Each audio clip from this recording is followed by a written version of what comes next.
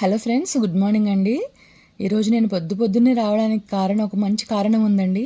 మీ అందరికి ఒక మంచి హెల్త్ చిట్కా చెప్దామని నేను వచ్చానండి. అదేంటంటే, ఇప్పుడు ప్రతి ఒక్కరూ గ్యాస్ సమస్యతో చాలా బాధపడుతున్నారండి. పొట్ట ఉబ్బరం, కడుపులో మంట, ఇటువంటి సమస్యతో అందరం బాధపడుతున్నాం. అందులో నేను కూడా ఒకదాన్ని.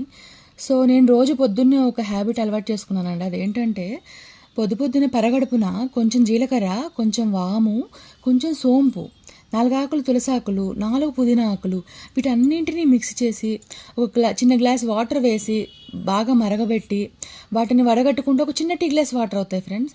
సో ఆ టీ గ్లాస్ వాటర్ని మరిగించిన వీటితో వచ్చిన వాటర్ని ప్రతిరోజు తీసుకోవడం వల్ల చాలా గ్యాస్ సమస్యకి చాలా ఉపశమనం లభిస్తుంది. కడుపులో మంట తగ్గుతుంది. అన్ని విధాలుగా మనం డైలీ రొటీన్లోకి మనం హ్యాపీగా వెళ్ళిపోవచ్చు.